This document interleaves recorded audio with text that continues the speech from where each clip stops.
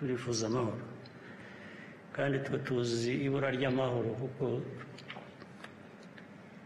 twabaye mu bihe bitagira amahoro byinshi ibyo dutakaza turabyumva turabizi kuko hatakaramo n'ubuzima bw'abantu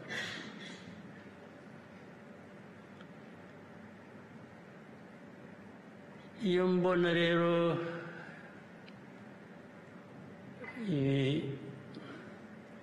ibiganiro cyangwa imvugo isa niganisha ko ikibazo kiriho ubu cyabaye nyuma yo gusinya kumvikana ku mahoro bikaba ibibazo byose bikikorerwa n'u Rwanda usibye ko ntabyumva ngeraho nkavuga ngo u Rwanda wenda nicyo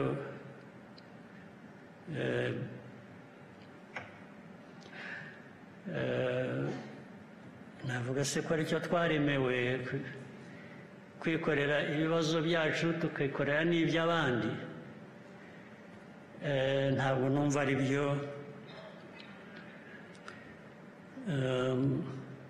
kuko ibintu bimwe biravugwa biri hanze abantu barabibona nta gushakisha nta kintu abantu bataje wabyirengagiza gusa cyangwa ukabibonamo wowe uko wumva utagomba kuba ari ukuri ariko ukuri ko kurahari kuragaragara kuraboneka buri munsi n'ababyirengagiza buri munsi bikamara n'imyaka tumaze muri izi ntambara z'aka karere baba bafite impamvu zabo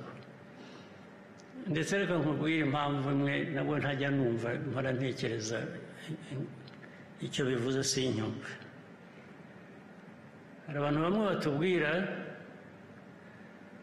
ndetse n'ejo bundi turi Washington DC hari abantu twaganiraga tukabasobanurira ugasanga barabyumva pe ariko muba murangije ikiganiro bikaza kugaruka inyuma ngo ariko ngo urabizi ngo u Rwanda ngo rurakomeye ni ukuvuga ngo rurakomeye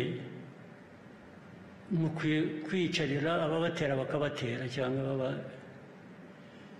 bababwira ko mu mateka y'ibintu uko nyazi cyangwa muri politiki cyangwa ibindi ntabwo ndumva icyo ibyo bivuze ntabwo nabyumva gukomera twe dufite ni no gukabya ni na gukeya usibye uko kwirinda abanzi tubarirwa hamwe mu mbaraga uko turagufite nta bushobozi burenze dufite bwo guhangana n'ibindi bibazo bituruta bitewe n'uko bimeze ariko ibyo kwirinda gukomera rero byatuma utirinda byo simbyumva nta logic ntabwo nyumva ntabwo ndayumva neza ariko abantu bagahora babisubiramo ariko reka nsubire inyuma mu mateka munyihanganire babyumve ndetse abari hano